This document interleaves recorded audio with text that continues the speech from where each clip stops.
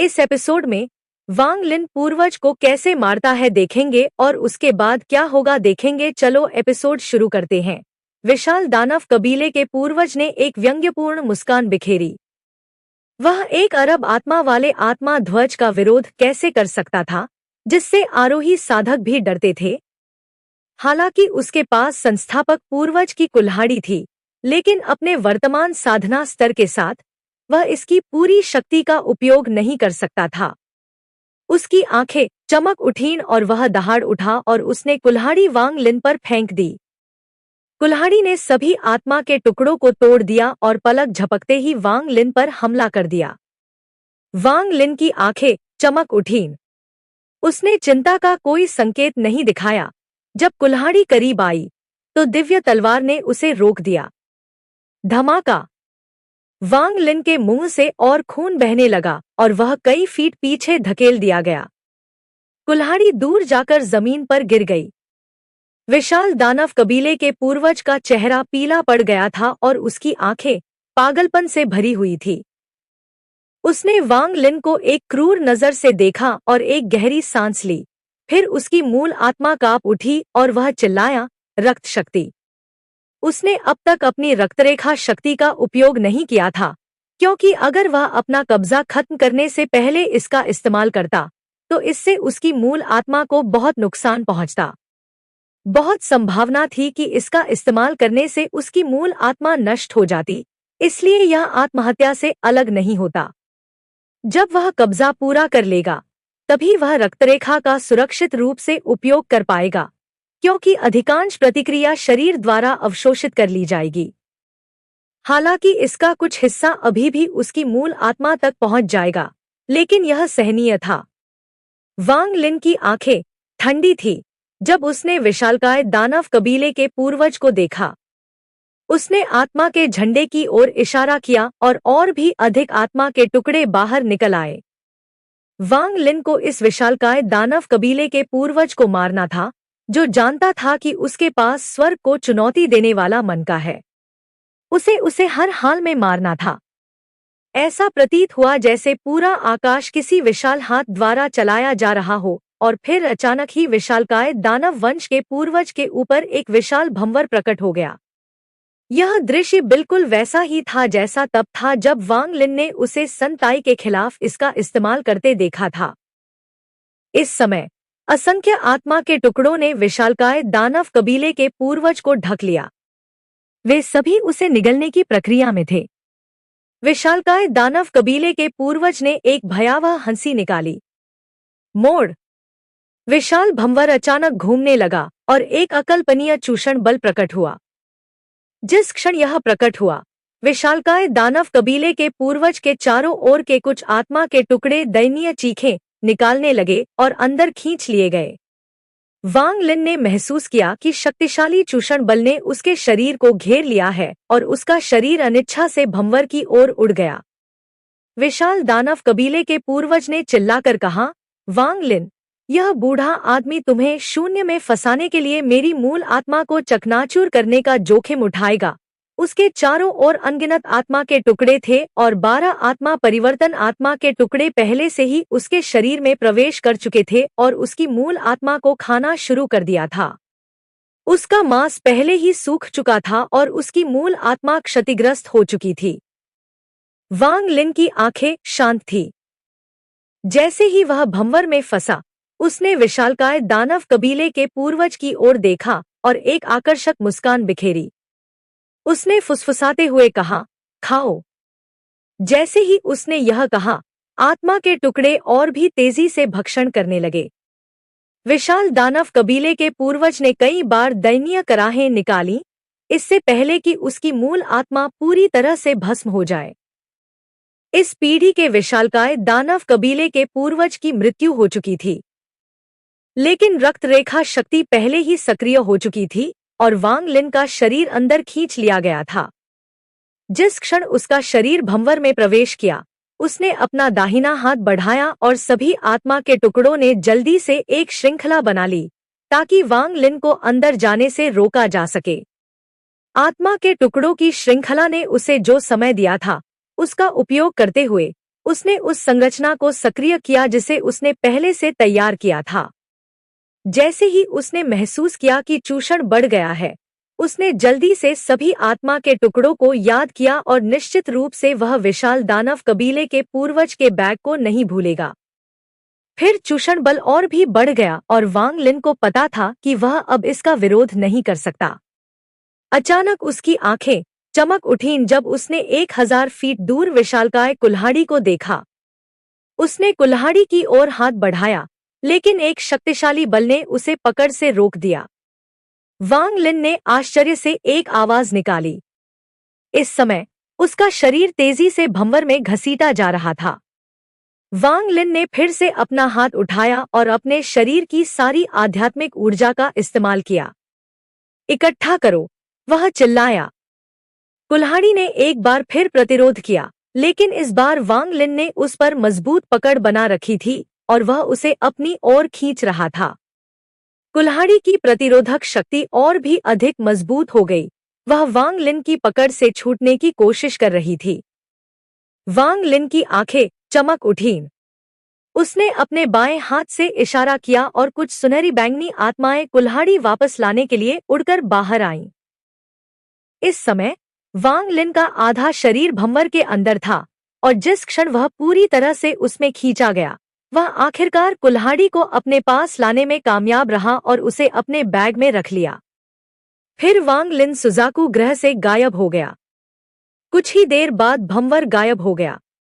जमीन पर केवल विशालकाय दानव कबीले के पूर्वज का टूटा हुआ शरीर बचा था।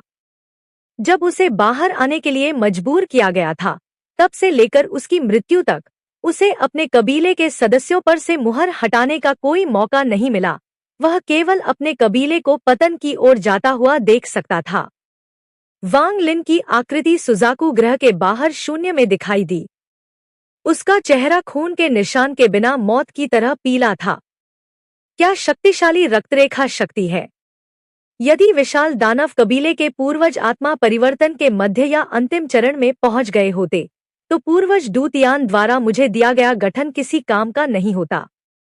वांग लिन ने अपने बैग को थपथपाने से पहले थोड़ा सोचा और स्टार कंपास निकाला। उसने स्टार कंपास को नियंत्रित करके सुजाकू ग्रह की ओर उड़ान भरी। ली युआनफेंग और विशाल दानव कबीले के पूर्वज दोनों मर चुके हैं। इसकी खबर जल्दी ही सुजाकू ग्रह पर फैल जानी चाहिए।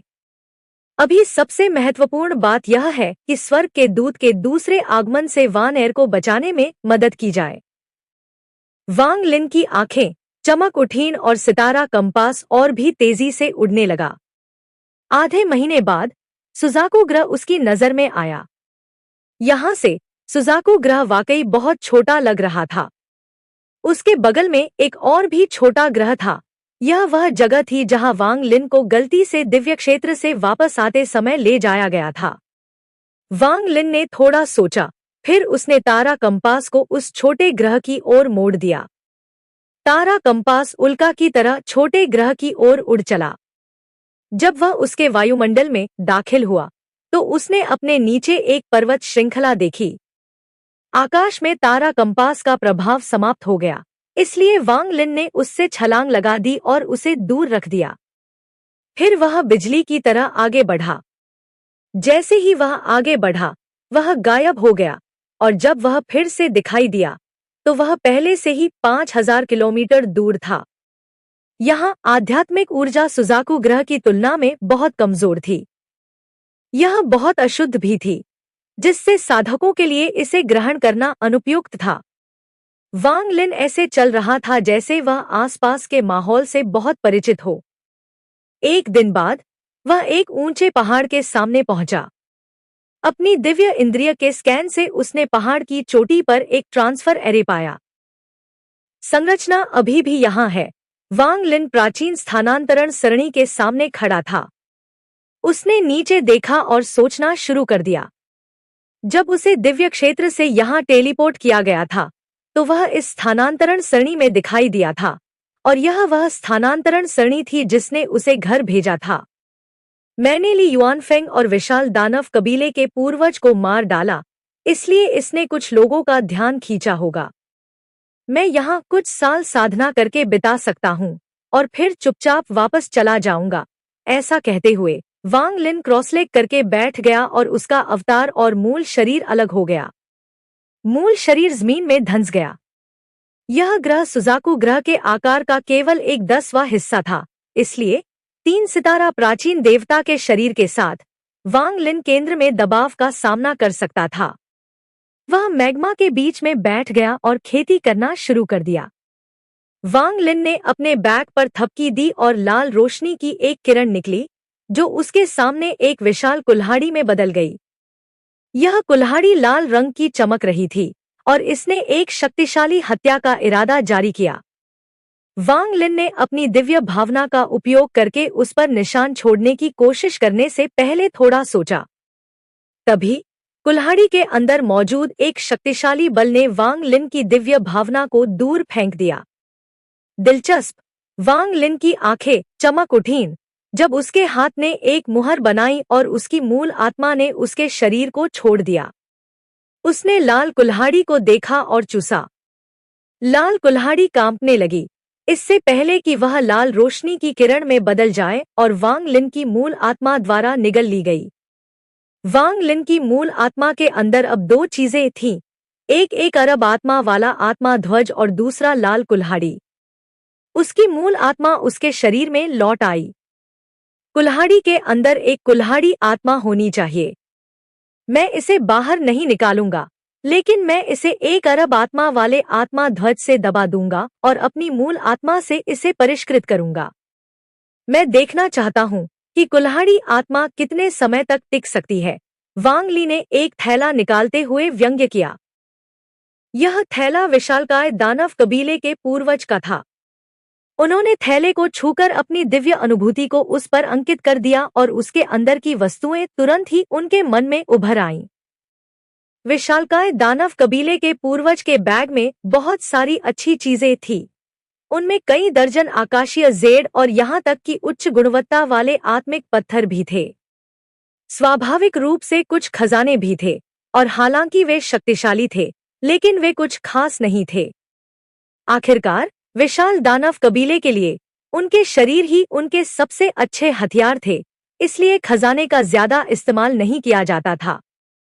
हालांकि 2 चीजें थीं जिन्होंने वांग लिन का ध्यान आकर्षित किया। उनमें से एक आधी खाली लाल जेड बोतल थी जिसमें खून जैसा कुछ तरल पदार्थ था। वांग लिन ने तरल पदार्थ को सूंघा और पुष्टि की कि यह वास्तव में खून था। जब उसने खून देखा तो उसे लगा कि उसने इसे पहले भी देखा है। वांग लिन ने बोतल को पकड़े हुए थोड़ा सोचा और फिर अचानक उसे याद आया। जब वह टेंग परिवार का सफाया कर रहा था तो उसे टेंग वन के पास भी ऐसी ही बोतल मिली थी। इस खून में प्राचीन देवताओं की रक्तरेखा का संकेत है।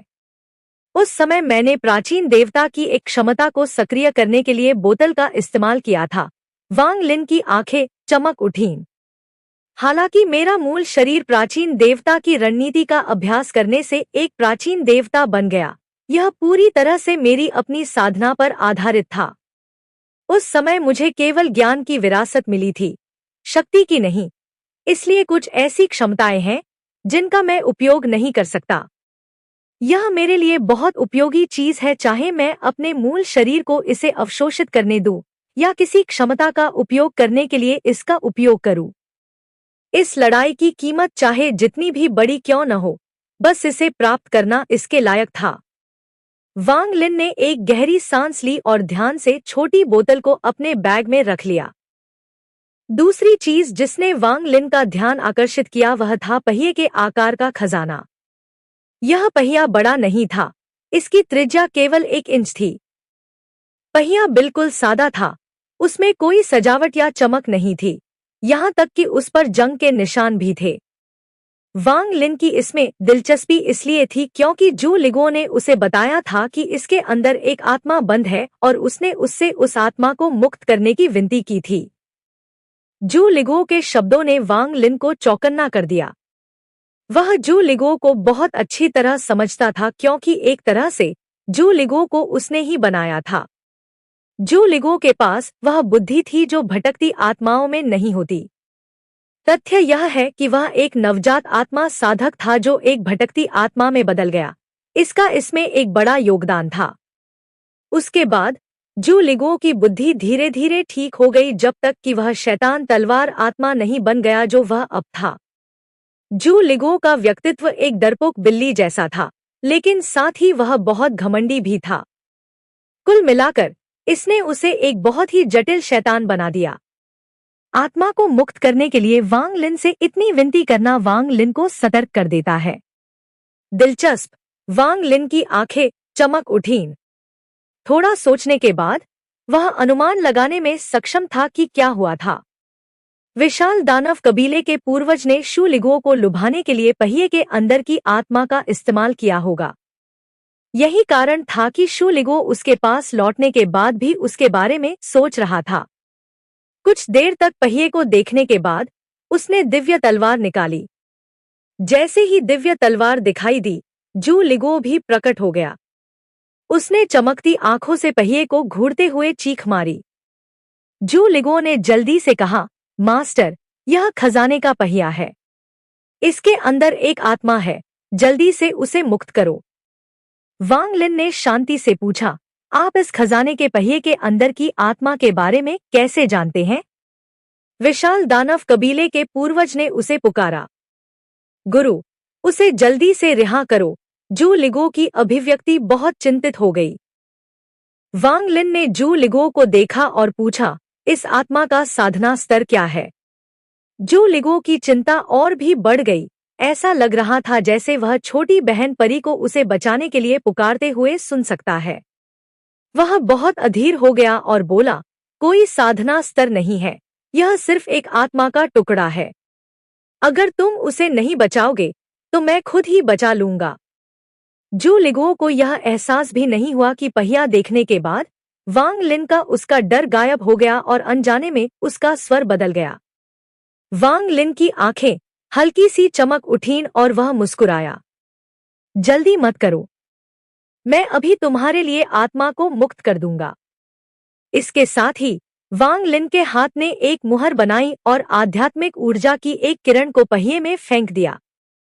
हालांकि खजाने के पहिए ने एक हरे रंग की चमक छोड़ी और आध्यात्मिक ऊर्जा की किरण को जल्दी से भंग कर दिया।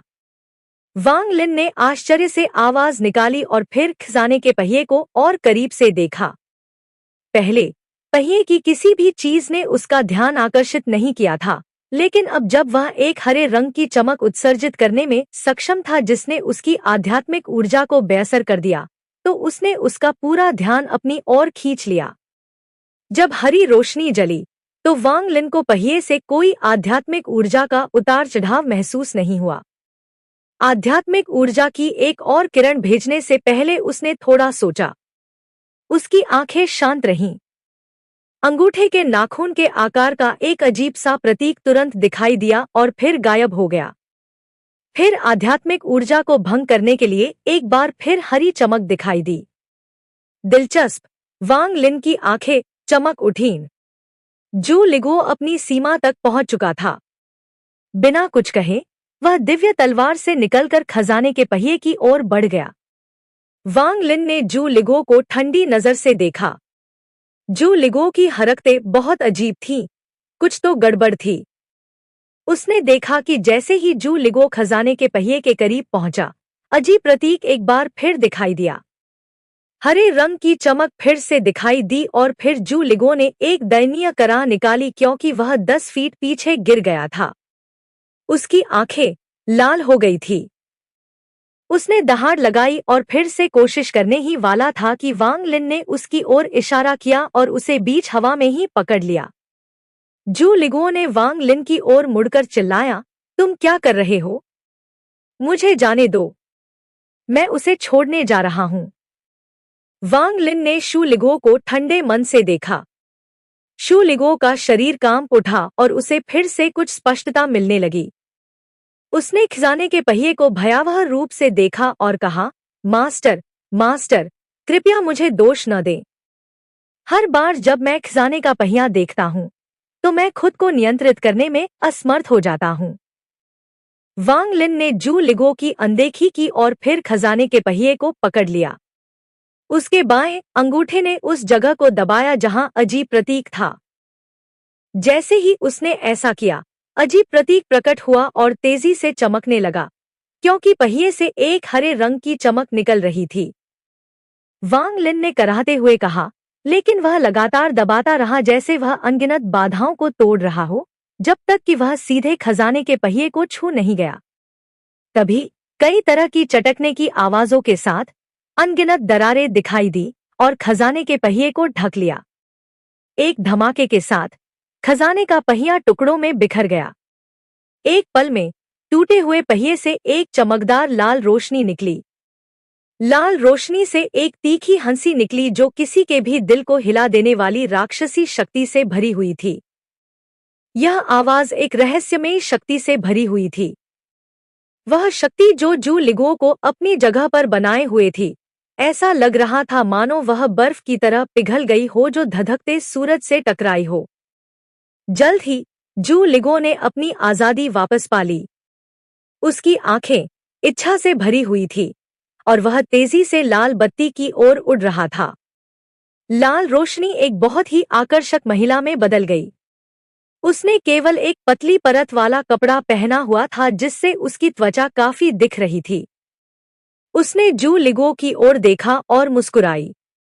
बड़े भाई जू, छोटी बहन ने बहुत देर तक इंतजार किया है। तुमने मुझे अभी क्यों बचाया? ऐसा कहते हुए उसने अपना नाजुक हाथ उठाया और जू लिगुओ की ओर इशारा किया। उसके हाव भाव से ऐसा लग रहा था जैसे वह अपने प्रेमी के साथ फ्लर्ट कर रही हो। वांग लिन की आंखें ठंडी हो गईं। जब महिला प्रकट हुई तो उसका दिल भी प्रभावित हुआ। सौभाग्य से उसने आत्मा को सील करने की तकनीक सीखी थी, जिसने उसकी आत्मा को एक अरब आत्मा के ध्वज से जोड़ दिया, जिससे वह जल्दी ठीक हो गया। लेकिन बस इसी बात ने उसे चौंका दिया। अगर लड़ाई के दौरान उसका ध्यान इस तरह भटक जाता तो वह बड़ी मुश्किल में पड़ जाता। तुमने मेरे सामने ऐसी शैतानी तकनीक का इस्तेमाल करने की हिम्मत की। वांग लिन ने ठंडी सांस ली। यह आवाज जू लिगुओ और महिला के कानों में घुस गई और गड़गड़ाहट की तरह गूंज उठी। जू लिगुओ का शरीर कांप उठा और उसकी आंखें तुरंत साफ हो गईं। वह पहले से ही शैतान था, इसलिए वांग लिन द्वारा 2 बार पुकारे जाने के बाद उसे एहसास हुआ कि क्या गड़बड़ है। भयभीत होकर वह जल्दी से पीछे हट गया। महिला ने मुड़कर वांग को कुछ देर तक देखा और फिर एक खूबसूरत मुस्कान बिखेरी। इस पल बाकी सब कुछ धुंधला हो गया और उसकी मुस्कान ही एकमात्र चीज बची थी। महिला की पलकें हल्की सी कांप उठीं और वह फुसफुसाते हुए बोली, मानो वह शिकायत कर रही हो, कितना दुष्ट व्यक्ति है। ऐसा नहीं है कि मेरा इरादा तुम्हें नाराज करने का था। उसकी आवाज में एक रहस्यमयी शक्ति थी। जब वह वांग लिन के कानों में पड़ी तो उसका दिल एक बार फिर कांप उठा। जू लिगुओ का शरीर कांप उठा और उसकी आंखों की चमक गायब हो गई और वह एक बार फिर से इच्छा से भर गया। महिला ने गर्व से मुस्कुराकर वांग लिन की ओर उड़ान भरी। वह उससे पहले पहुंची और उसके माथे को छूने लगी।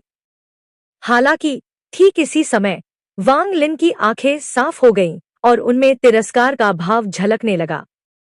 महिला ने चिल्लाते हुए कहा। उसे एहसास हुआ कि कुछ गड़बड़ है और उसने पीछे हटने की कोशिश की। हालांकि वांग लिन ने आत्मा का झंडा निकाला और ली युआनफेंग के साथ मिलकर 1000 से ज्यादा आत्मा के टुकड़े बाहर निकाले। महिला ने एक बार फिर कहा और बिना किसी हिचकिचाहट के पीछे हट गई। ली युआनफेंग की आत्मा का टुकड़ा तेजी से बाहर आया और अन्य आत्मा के टुकड़ों के साथ महिला को घेर लिया। जैसे ही वे उसे खाने वाले थे, उसकी आंखों से एक रहस्यमयी शक्ति निकली और वह मुस्कुराई। बड़े भाइयों, आप सभी को ऐसा क्यों होना चाहिए? मैं आपकी दुश्मन नहीं हूं। सिर्फ एक आवाज से ली युआनफेंग की आत्मा का टुकड़ा भी चौंक गया और उसकी आंखें भ्रम से भर गईं। अन्य आत्मा के टुकड़े और भी बदतर लग रहे थे क्योंकि वे महिला को अचंभित होकर देख रहे थे। उसने मुझे परेशान किया। कृपया उसे मारने में मेरी मदद करो। उसे मारने के बाद मैं आप सबके साथ कुछ समय बिताऊंगी। महिला के गाल लाल हो गए। इसके साथ ही ली युआनफेंग का आत्मा टुकड़ा कांप उठा और अन्य आत्मा टुकड़ों के साथ वांग लिन की ओर बढ़ गया। वांग लिन की अभिव्यक्ति शांत रही। उसने आत्मा के टुकड़ों की ओर देखा तक नहीं और अपने पीछे की ओर इशारा किया। जू लिगो भी महिला के लालच में आ गया था और वांग लिन पर छिपकर हमला करने वाला था, लेकिन ऐसा करने से पहले ही वह घायल हो गया। उसके चारों ओर की काली गैस जल्दी से खत्म हो गई और वह जल्दी से पीछे हट गया। उसकी आंखों में चमक लौट आई। इस बार वांग लिन के प्रति उसके डर ने महिला के आकर्षण पर विजय प्राप्त कर ली थी। उसने मन ही मन कोसा, उसने इस राक्षस पर हमला क्यों किया? बढ़िया, अब विशाल दानव कबीले के पूर्वज को मारने से उसे जो भी श्रेय मिला था वह चला गया। झोरू की इस चांद जितना अधिक जू लिगो इसके बारे में सोचता उतना ही अधिक क्रोधित होता, इसलिए वह महिला पर चिल्लाया, दुष्ट, मुझे आकर्षित करना सब तुम्हारा दोष है। उसने उदास भाव प्रकट किया और बोलने ही वाली थी कि ली युआनफेंग की आत्मा का टुकड़ा अन्य आत्मा के टुकड़ों के साथ वांग लिन के सामने आ गया। वांग लिन ने अपने दाहिने हाथ से इशारा किया और सभी आत्मा के टुकड़ों ने दयनीय कराहना शुरू कर दिया। ली युआनफेंग की आत्मा के टुकड़े के साथ वे सभी बिखर गए। बस, तुम यहाँ आओ, वांग लिन ने हाथ बढ़ाया। महिला चिल्लाई और चकमा देने की कोशिश की, लेकिन उसे वांग लिन ने पकड़ लिया और उसके सामने ले आया। महिला को ध्यान से देखने के बाद वह उसके रहस्य को देख पाया। आत्मा के टुकड़े के अंदर एक डोमेन था। यह डोमेन बहुत मजबूत था और दुनिया की असंख्य चीजों को आकर्षित कर सकता था। एक आत्मा का टुकड़ा एक डोमेन के साथ। दिलचस्प, वांग लिन की आंखें ठंडी हो गईं। आपका क्या नाम है? महिला ने बहुत देर तक संघर्ष किया। वह जोर जोर से सांस ले रही थी और उसने प्यार से कहा, मैंने तुम्हें नाराज भी नहीं किया। तुम मुझे जाने क्यों नहीं दे रहे हो? उसकी आकर्षक सांसों में उसके आकर्षण की झलक थी। वांग लिन ने महिला को ठंडे अंदाज में देखा और उसके माथे की ओर इशारा किया। उसने एक दर्दनाक भाव प्रकट किया और जल्द ही चीखना शुरू कर दिया। उसके शरीर से काली गैस की धारें निकल रही थी, जैसे कि वह किसी भी क्षण नष्ट हो सकती थी। मेई जी, मेरा नाम मेई जी है, महिला ने जल्दी से कहा और उसकी आंखों में भय के भाव थे और उसने वांग लिन को देखा। चेतना प्राप्त करने के बाद वह जिस किसी से भी मिली वह उससे मोहित हो गया। यहाँ तक कि विशाल दानव कबीले का पूर्वज भी उससे मोहित हो गया।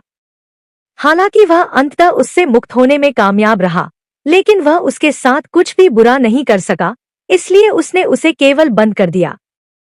सील बंद होने के बाद भी वह विशालकाय दानव कबीले के पूर्वज से बचने का रास्ता तलाश रही थी। एक दिन उसकी मुलाकात जू लिगो से हुई।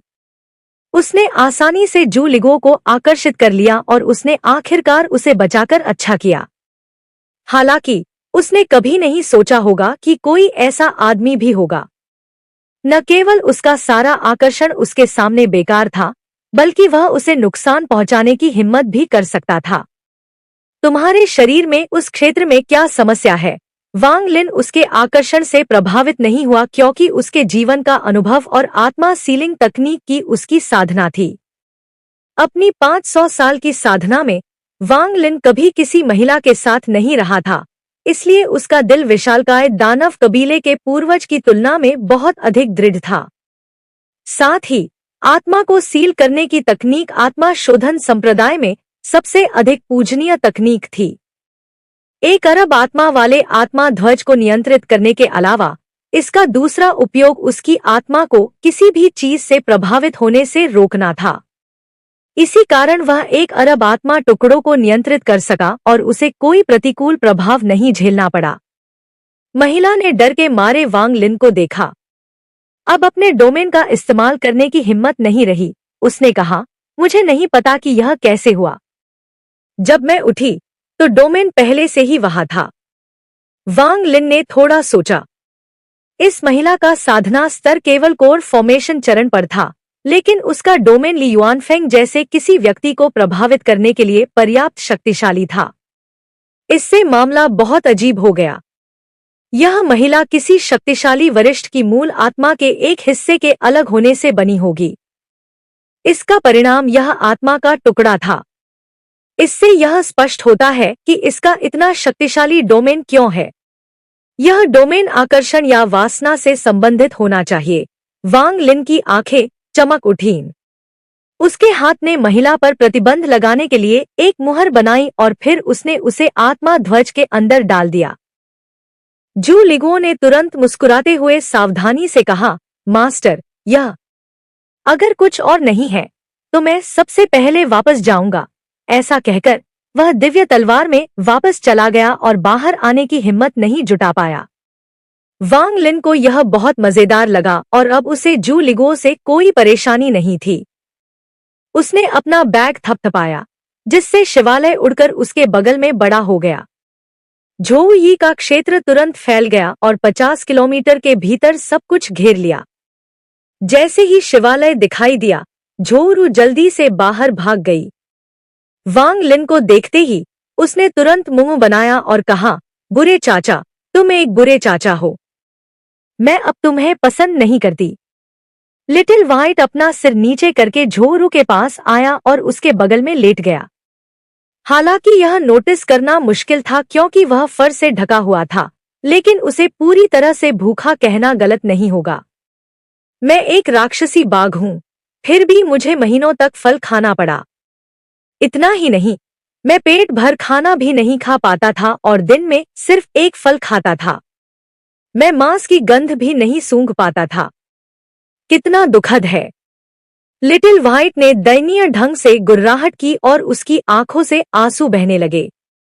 ऐसे कई अवसर आए जब वह झोउ को खाना चाहता था, लेकिन वह यह सोचने से खुद को रोक नहीं पाया कि अगर उसने ऐसा किया तो वांग लिन उसके साथ कैसा व्यवहार करेगा, इसलिए उसने यह विचार छोड़ दिया। इससे भी महत्वपूर्ण बात यह है कि जैसे जैसे समय बीतता गया, उसे झोउ के अंदर धीरे धीरे एक भयानक शक्ति बढ़ती हुई महसूस होने लगी। उसे चिंता थी कि इससे पहले कि वह उसे खाना शुरू करे, यह छोटा सा बच्चा उसे ही खा जाएगा। बुरे चाचा, देखो लिटिल व्हाइट कितना दुबला हो गया है। हमें महीनों तक फल खाना पड़ा। उसने असंतुष्टि भरी आंखों से वांग लिन को देखा। सिर्फ लिटिल व्हाइट ही नहीं, बल्कि वह खुद भी बहुत दुबली हो गई थी। वांग लिन ने अपनी नाक रगड़ी। वह वास्तव में इस मामले के बारे में भूल गया था। आखिरकार उसे 400 सालों में खाने की जरूरत नहीं पड़ी थी, इसलिए वह भूल गया कि झोउ को अभी भी भोजन की जरूरत है। सौभाग्य से जब उसने झोउ को शिवालय में भेजा तो उसने उसे नाश्ते के रूप में बहुत सारे आध्यात्मिक फल दिए। इसके अलावा टॉवर के अंदर दिव्य आध्यात्मिक ऊर्जा बहुत मोटी थी। जब तक कोई इसे सीधे अवशोषित नहीं करता, तब तक यह उन्हें खाने की जरूरत नहीं बना सकता था। वांग लिन का माथा पसीने से लथपथ था।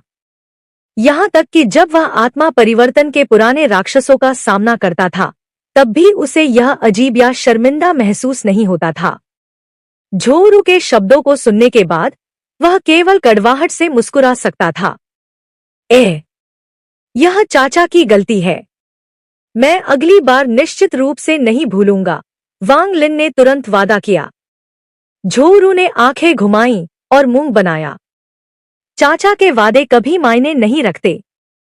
पिछली बार आपने मुझसे एक बड़ा बाघ लाने का वादा किया था और वह कभी पूरा नहीं हुआ। मैं इस बार आप पर विश्वास नहीं करूंगी। वांग लिन ने व्यंग्यात्मक ढंग से मुस्कुराते हुए कहा, ठीक है छोटे झोउ, चाचा तुम्हें एक बड़ा बाघ पकड़ने के लिए लाएंगे। मुझे लगता है कि यहाँ कुछ राक्षसी जानवर होने चाहिए। झोउ आखिरकार एक बच्ची थी, इसलिए जब उसने यह सुना तो वह तुरंत मुस्कुराई और ताली बजाई। चाचा को इस बार अपना वादा निभाना होगा। चलो अभी चलते हैं। वांग लिन ने झोउ के सिर को सहलाते हुए एक सौम्य नजर दिखाई और मुस्कुराया। चलो अब चलते हैं। झोउ ने जल्दी से सिर हिला दिया। उसने कुछ देर सोचा और फिर कहा, चाचा, मुझे नहीं पता क्यों, लेकिन मैं हर दिन सपना देखती थी। अपने सपनों में मैं आपके साथ एक बड़ी बहन को देखती थी। वह बड़ी बहन बहुत जानी पहचानी लगती थी। बहुत अजीब। वांग लिन का दिल कांप उठा। उसने अपना सिर नीचे किया और झोरू को देखा। थोड़ी देर बाद उसने एक आह भरी और आसमान की ओर देखा। वानएर, बस 6 साल और तुम जाग सकती हो। झोरू ने वांग लिन को देखा और फिर उसकी आंखों में डर का एक हल्का और अदृश्य निशान दिखाई दिया। झोरू फुसफुसाया, चाचा, छोटी रूएर एक राक्षस है। लिटिल व्हाइट एक तरफ लेटा हुआ था। जब उसने यह सुना तो उसने जल्दी से सिर हिलाया और सोचा, वाकई तुम एक छोटे राक्षस हो। मेरे जैसे राक्षसी बाघ को तुम्हारे द्वारा कैसे धमकाया जा सकता था। मुझे पहाड़ छोड़ने और अपनी सभी मादा बाघों को पीछे छोड़ने के लिए मजबूर होना पड़ा। अफसोस। वांग लिन चौंक गया। उसने नीचे देखा और झोरू के सिर को सहलाते हुए फुसफुसाया, छोटी रूएर, क्या हुआ? झोरू की आंखों से आंसू बहने लगे और वह रोने लगी। छोटी रूएर एक राक्षस है। अंकल, छोटी रूएर एक राक्षस है। वास्तव में लगभग 1 साल पहले मैं अपने अंदर एक छोटे से व्यक्ति को महसूस कर सकती थी। अंकल, मुझे डर लग रहा है। वांग लिन ने झोरू को घूर कर देखा। वह बहुत देर तक कुछ भी नहीं बोल पाया। फिर उसने कहा, छोटी रूएर कोई राक्षस नहीं है। वह राक्षस नहीं है। झोरू वांग लिन की बाहों में कूद पड़ी।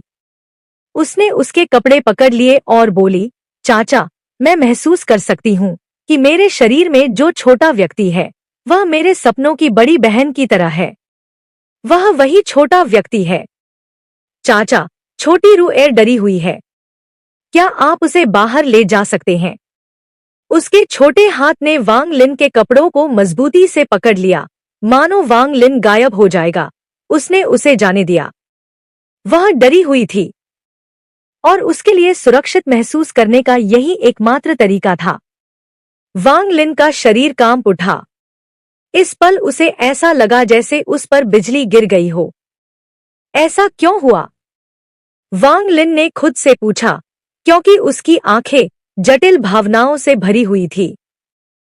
उस समय वांग लिन ने ली मुवान की नवजात आत्मा को गर्भवती महिला में डाल दिया था। यह एक प्रकार का भूत प्रेत था, लेकिन बच्चे में अभी तक कोई आत्मा नहीं थी और वह केवल मांस का एक पिंड था। सिद्धांत रूप में ली मुवान झोरू था और झोरू ली मुवान था, तो फिर झोरू द्वारा ली मुवान को अस्वीकार करने की स्थिति क्यों उत्पन्न हुई? क्या ऐसा हो सकता है कि जब ली मुवान की नवजात आत्मा गर्भवती महिला के पेट में प्रवेश करती है तो बच्चे ने पहले से ही अपनी आत्मा विकसित कर ली थी? वांग लिन का शरीर कांप उठा।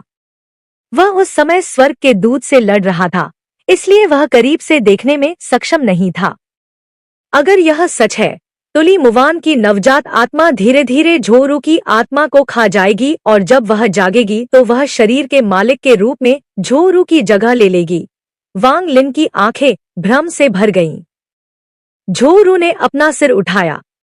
उसकी आंखों में आंसू थे और वह फुसफुसाते हुए बोली, चाचा, छोटी रूएर डरी हुई है। क्या आप उसे जल्दी से बाहर ले जा सकते हैं, प्लीज? क्या मैंने गलत काम किया? वांग लिन ने झोरू को देखा। उसके दिल में दर्द महसूस हुआ। छोटी रूएर, डरो मत। बस यह दिखावा करो कि तुम्हारे अंदर का छोटा इंसान तुम्हारी बड़ी बहन है। चिंता मत करो। झोरू को देखते हुए वांग लिन मुस्कुराया। उसकी मुस्कान जटिल भावनाओं से भरी थी। सच में? अंकल मुझसे झूठ नहीं बोल रहे हैं? झोरू की बड़ी आंखों में भोलापन, पवित्रता और मासूमियत झलक रही थी। इसके अलावा वांग लिन उसकी आंखों में लगाव और विश्वास की गहरी भावना भी देख सकता था। सच में? वांग लिन के दिल में दर्द और बढ़ गया। वांग लिन जानता था कि उसे क्या चुनना है, लेकिन जीवन में कभी-कभी एक जीवन को चुनने का मतलब दूसरे को छोड़ना होता है। ऐसा क्यों है? वांग लिन की आंखें दर्द से भर गईं।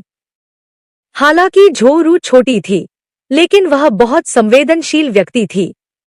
उसने अपना छोटा सिर वांग लिन की छाती में दबाने से पहले उसे देखा और कहा, चाचा, बुरा मत मानो। जब चाचा को बुरा लगता है तो मुझे भी बुरा लगता है। भविष्य में मैं इस मामले के बारे में बात नहीं करूंगी। मेरा मानना है कि अगर चाचा कहते हैं कि यह कोई समस्या नहीं है तो यह कोई समस्या नहीं है। चाचा, क्या आप मुझे एक बड़ा बाघ पकड़ने के लिए नहीं ले जा रहे थे? वांग लिन ने झोरू को देखा। उसने उसकी आंखों के कोने से आंसू पोंछते हुए सिर हिलाया और कहा, चाचा तुम्हें एक बड़ा बाघ पकड़ने ले जाएंगे। ऐसा कहकर उसने झोरू को गले लगाया और हवा में उड़ गया। झोरू मुस्कुराई, लेकिन यह मुस्कान वांग लिन की आंखों में एक खामोश चीख की तरह थी। चाचा, लिटिल व्हाइट को लाओ। हम्फ, लिटिल व्हाइट शरारती हो गया है। एक बार जब चाचा मुझे एक बड़ा बाघ पकड़वा देंगे तो मैं देखूंगा कि लिटिल व्हाइट शरारती बना रहता है या नहीं। अगर वह जारी रहा तो मैं बड़े बाघ से लिटिल व्हाइट को कटवा दूंगा। लिटिल व्हाइट का शरीर कांप उठा और उसने एक दयनीय चीख निकाली और सोचा, मैं एक राक्षसी बाघ हूं। इससे पहले कि वह अपनी बात पूरी कर पाता, उसे वांग लिन ने पकड़ लिया और उनके साथ गायब हो गया। जब वे उड़ रहे थे, झोरू की नजर अभी भी वांग लिन पर थी। उसने अपने आंसू रोके और मन ही मन सोचा, चाचा, छोटी रूएर पहले से ही 13 साल की है। कुछ चीजें हैं जो मैं पहले से ही समझती हूँ। आप दादाजी टाई यान से अलग हैं। जब आप मेरी तरफ देखते हैं तो आप मुझे नहीं बल्कि मेरे अंदर के छोटे से इंसान को देखते हैं। दादा टाई यान पहले जैसे नहीं थे। वह सिर्फ मुझे देखता था। मुझे पता है कि जब तुमने मुझे उस बुरे साधक से बचाया था तो यह मेरे लिए नहीं बल्कि मेरे अंदर की बड़ी बहन के लिए था। मैंने अपने सपनों में जो बड़ी बहन देखी थी वह बहुत सुंदर है, लेकिन मुझे विश्वास है कि जब मैं बड़ी हो जाऊंगी तो उससे भी अधिक सुंदर हो जाऊंगी। इसलिए अंकल, मुझे मत छोड़ना। इस चांद पर बहुत ज्यादा वनस्पति नहीं थी, लेकिन बहुत सारे पहाड़ थे। इस ग्रह पर कोई नश्वर प्राणी नहीं था और बहुत कम साधक थे। आखिरकार ऐसे बहुत कम साधक थे जो ग्रह के वायुमंडल को भेद सकते थे। ऐसा करने के लिए उन्हें कम से कम आत्मा परिवर्तन चरण में होना चाहिए था। फिर भी उन्हें अभी भी एक स्टार कंपास की आवश्यकता होगी या उन्हें शून्य से अपना रास्ता निकालना बहुत मुश्किल लगेगा। वांग लिन ने झोरू और लिटिल व्हाइट को आकाश में उड़ाया। उनके नीचे कई बड़े पहाड़ थे, जिससे झोरू अक्सर जोर से चिल्लाती थी। चंद्रमा के उत्तरी भाग में एक जंगल में वांग लिन ने झोरू नामक एक बड़े बाघ को पकड़ा। यह बाघ पूरी तरह से बैंगनी रंग का था और 30 फीट लंबा था। इसकी आभा बहुत ही दमनकारी थी। हालांकि वांग लिन को यह बात बहुत अजीब लगी कि इस बाघ में कोई बुद्धि नहीं थी। यह लिटिल व्हाइट जितना बुद्धिमान नहीं था, लेकिन इसके अंदर एक रहस्यमयी शक्ति थी।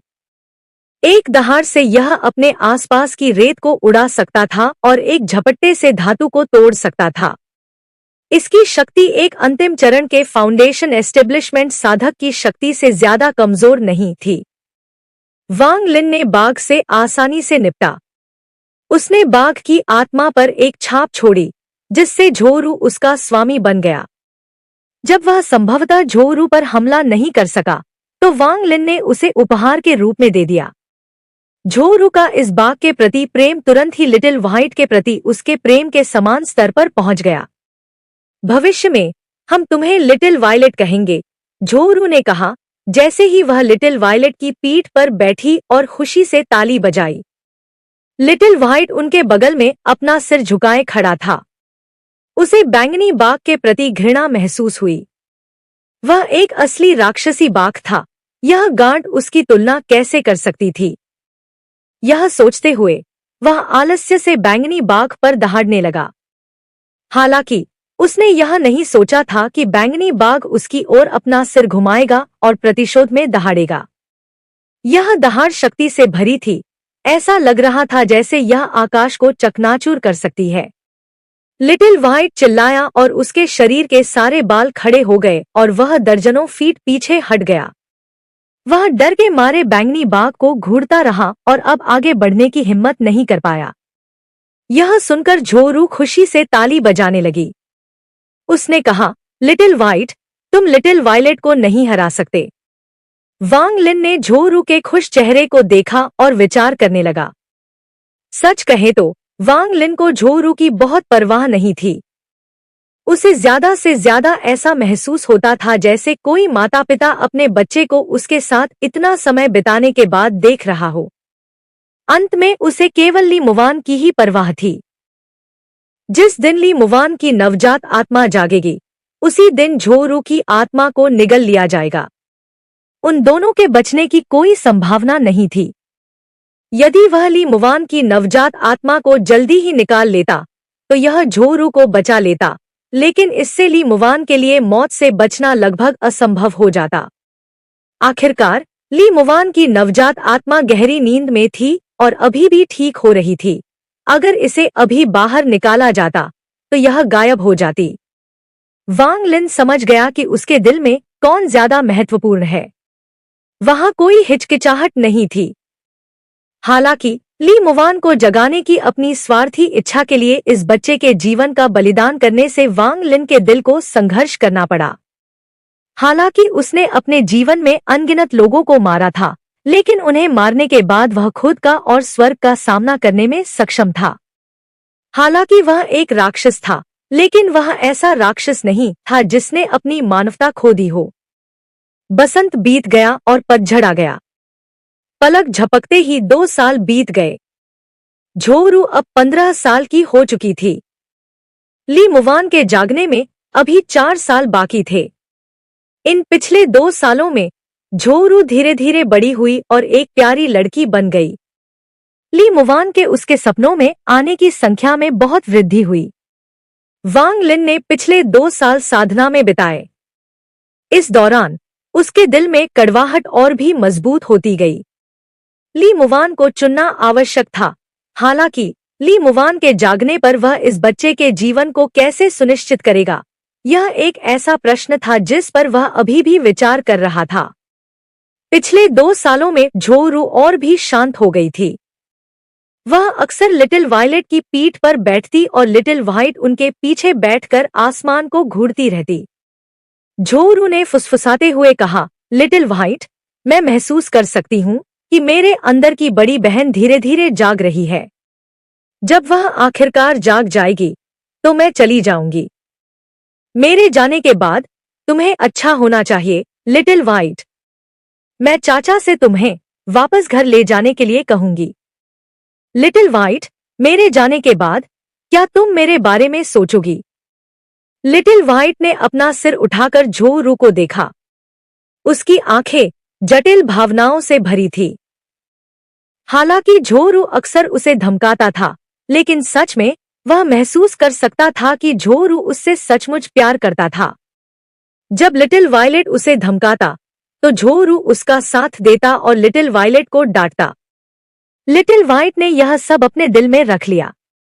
हालांकि वह एक राक्षसी बाघ था, लेकिन जब उसने झोरू को देखा और अपना बड़ा सिर हिलाया तो उसका दिल कड़वा हो गया। झोरू ने हल्की मुस्कान दी। वह लिटिल वायलेट से कूदकर लिटिल व्हाइट के पास आ गई। उसने उसके फर को सहलाया और कहा, लिटिल व्हाइट, मेरे जाने के बाद क्या तुम्हें लगता है कि चाचा मेरे बारे में सोचेंगे? लिटिल व्हाइट ने हल्की सी गुर्राहट निकाली और झोरू की ओर देखा। झोरू ने लिटिल व्हाइट के फर को रगड़ा और उदास महसूस किया। उसने दूर पहाड़ पर बैठी आकृति को देखा और मन ही मन सोचा, चाचा, लिटिल रूएर समझती है। अब भी जब भी आप मेरी ओर देखते हैं तो आप मेरी ओर नहीं बल्कि बड़ी बहन की ओर देखते हैं। वह आपके लिए बहुत महत्वपूर्ण होगी। लिटिल रूएर जानती है कि उसे क्या करना है। झोरू की आंखें नम हो गईं जब उसने बड़ी और गूंगी लिटिल वायलेट की ओर देखा और फुसफुसाया, लिटिल वायलेट, एक बार मैं चली जाऊंगी तो तुम स्वतंत्र हो जाओगी। वांग लिन पहाड़ की चोटी पर बैठा था। हालांकि ऐसा लग रहा था कि वह साधना कर रहा था, लेकिन वास्तव में वह बस आसमान की ओर देख रहा था। वांग लिन ने सोचा, स्वर्ग की इच्छा। मैं, वांग लिन, हमेशा स्वर्ग की इच्छा का विरोध करता रहा हूं, लेकिन इस बार भी मेरे साथ स्वर्ग ने धोखा किया। नीचे से झोरू की आवाज आई, चाचा, चाचा, क्या आप नीचे आ सकते हैं? वांग लिन ने अपना सिर नीचे किया और झोरू को जटिल भाव से देखा।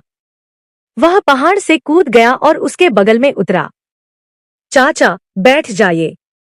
छोटी रूएर आपके बालों को ब्रश करना चाहती है। झोरू ने मासूमियत भरी मुस्कान बिखेरी। उसके हाथ में लकड़ी का ब्रश था जो टाइयान ने उसे उपहार में दिया था। उसने वांग लिन के जवाब का इंतजार नहीं किया और उसे घसीटकर एक बड़ी चट्टान के पास ले गई। वांग लिन को बैठाने के बाद वह उसके पीछे गई और ध्यान से उसके बालों को संवारने लगी। उसके चेहरे पर बहुत गंभीरता थी। थोड़ी देर बाद उसने कहा, अंकल, क्या आप छोटी रूएर को अपनी और बड़ी बहन की कहानियां सुना सकते हैं? वांग लिन ने सोचा। काफी देर बाद उसने धीरे से सिर हिलाया। उसके मुंह से एक कहानी निकली और झोरू के कानों में उतरी। सुनते हुए उसने उसके बालों को सहलाया और उसका शरीर कभी कभी कांप उठता जैसे कि उसे कुछ समझ आ गया हो। झोरू ने लकड़ी का ब्रश नीचे रखा और फुसफुसाया, चाचा, अगर मैं जल्दी मर गया तो क्या इसका मतलब यह है कि बड़ी बहन वान एर जाग नहीं पाएगी? वांग लिन ने पलटकर झोरू को देखा। उसने देखा कि उसमें कुछ अपरिचितता थी। झोरू ने अपना सिर उठाकर वांग लिन को देखा। उसकी आंखें उदासी से भरी हुई थी और वह फुसफुसाते हुए बोली, चाचा, आपकी नजर में क्या छोटी रूएर सिर्फ एक शरीर है जिसमें बड़ी बहन वान एर जागती है? जब से मैं छोटी थी मैंने आपको अपना परिवार, अपना चाचा माना है। जब आप मेरी तरफ देखते हैं तो मैं चाहती हूँ कि आप मुझे असली रूप में देखें, न कि बड़ी बहन वान एर को, भले ही सिर्फ एक बार ही क्यों न हो। वांग लिन ने झोरू को देखा। कुछ देर सोचने के बाद उसने कहा, छोटी रूएर, तुम थक गई हो, जाओ आराम करो। यह कहते हुए वह मुड़ा और गायब हो गया। झोरू के हाथ में रखा लकड़ी का ब्रश जमीन पर गिर गया। वह जमीन पर बैठ गई और रोने लगी। उसकी आंखों के कोनों से आंसू की 2 धाराएं बह निकली। झोरू रोते हुए बुदबुदाया, चाचा, मुझे डर लग रहा है। वांग लिन की आकृति दूर से दिखाई दी और थोड़ा कांपने लगी। उसकी आंखों में जटिल भावनाएं और भी प्रबल हो गईं। वान एर, अगर तुम होती तो तुम क्या चुनती? लिटिल व्हाइट लापता हो गया। वह बिना किसी आवाज के गायब हो गया, लेकिन वांग लिन ने देखा कि वह आधी रात को चुपचाप चला गया था। झोरू लिटिल व्हाइट के चले जाने से बहुत दुखी हो गई और बहुत बीमार हो गई। बीमारी के कारण जब वह सोती थी तो वह अक्सर लिटिल व्हाइट को पुकारती थी। हालांकि वह अक्सर लिटिल व्हाइट को परेशान करती थी, लेकिन उसके दिल में उसका बहुत ही महत्वपूर्ण स्थान था। हालांकि अब उसके पास लिटिल वायलेट था, लेकिन लिटिल व्हाइट अभी भी उसके लिए बहुत महत्वपूर्ण था। लिटिल व्हाइट उसका दोस्त था, उसका एकमात्र दोस्त। हालांकि जब वांग लिन लिटिल व्हाइट को वापस लाने जा रहा था तो उसने उसे रोक दिया। उसने वांग लिन से विनती की और फुसफुसाते हुए कहा, अगर लिटिल व्हाइट जाना चाहता है तो यह उसकी मर्जी है। उसे चुनने का अधिकार होना चाहिए। वह छोटे झोरू से ज्यादा भाग्यशाली है। उसे ढूंढने मत जाओ। वांग लिन का दिल बहुत दुख रहा था और वह चुपचाप वहां से चला गया। उसने सोचा कि 4 साल बाद उन दोनों को बचाने के लिए क्या करना होगा और उसने एक योजना बनाई। चाचा अब मुझे नहीं चाहते। लिटिल व्हाइट, तुम भी चले गए। 1 महीने बाद झोरू की बीमारी ठीक हो गई थी, लेकिन वह पहले से भी अधिक शांत हो गई थी और अक्सर दूर तक देखती हुई अचंभित हो जाती थी। 2 महीने बाद एक सुबह एक थकी हुई लेकिन उत्साहित दहाड़ सुनाई दी। लिटिल व्हाइट झोरू की दृष्टि में दिखाई दिया और कुछ छलांगे लगाकर उसके पास आ गया। उसके मुंह में एक लाल पेड़ की शाखा थी जिस पर एक फल लगा हुआ था। लिटिल व्हाइट वापस आ गया। झोरू ने लिटिल व्हाइट को देखा। वह एक ही समय में बहुत खुश और गुस्से में थी। लिटिल व्हाइट, तुमने मुझे नहीं छोड़ा। Little white. झोरू ने लिटिल व्हाइट को गले लगाया। उसके गालों पर आंसू बहने लगे। उसने एक खुश मुस्कान प्रकट की। लिटिल व्हाइट अब पहले से ज्यादा दुबला हो गया था और उसका फर भी साफ नहीं था। उसके शरीर पर चोटों के निशान साफ दिखाई दे रहे थे और वह अब उतना खतरनाक नहीं रहा। इसके बजाय वह बहुत थका हुआ लग रहा था। उसके पेट पर भी गहरा घाव था। हालांकि वह घाव पहले से ही बंद था, फिर भी उसके फर पर थोड़ा खून लगा हुआ था। लिटिल व्हाइट ने शाखा को जमीन पर रख दिया और झोरू को चाटा। फिर उसने ध्यान से चारों ओर देखा कि कहीं वांग लिन आसपास तो नहीं है। उसने झोरू के कपड़े खींचे और फिर जमीन पर पड़े फल को छुआ। लिटिल व्हाइट, तुम क्या हो? झोरू चौंक गई क्योंकि उसने जमीन पर फल उठाया। लिटिल व्हाइट ने इधर उधर देखा और बहुत चिंतित हो गया। उसने कुछ गुर्राहटें निकाली और झोरू से कहा कि जल्दी से इसे खा लो। लिटिल व्हाइट, क्या तुम चाहते हो कि मैं इसे खाऊं? झोरू लंबे समय से लिटिल व्हाइट के साथ थी, इसलिए वह तुरंत समझ गई कि उसका क्या मतलब था। लिटिल व्हाइट ने तुरंत सिर हिलाया और उसकी आंखें फिर से चिंतित हो गईं। झोरू ने फल उठाया और फुसफुसाया, लिटिल व्हाइट, यह कौन सा फल है? दूर से वांग लिन की आवाज आई। उसने कहा, यह एक नवजातात्मा को चकनाचूर करने वाला फल है। लिटिल व्हाइट के शरीर के सारे बाल सीधे खड़े हो गए। वह झट से वांग लिन से झोरू को रोकने के लिए कूद पड़ा और गुर्राने लगा। इसी के साथ यह एपिसोड समाप्त होता है। यदि आप पिछले एपिसोड देखना चाहते हैं तो उनके लिंक आपको डिस्क्रिप्शन में मिल जाएंगे, वहां से आप उन्हें देख सकते हैं। यदि आपको यह वीडियो पसंद आई हो तो इसे लाइक करें, अपने दोस्तों के साथ शेयर करें और हमारे चैनल को सब्सक्राइब करना न भूलें।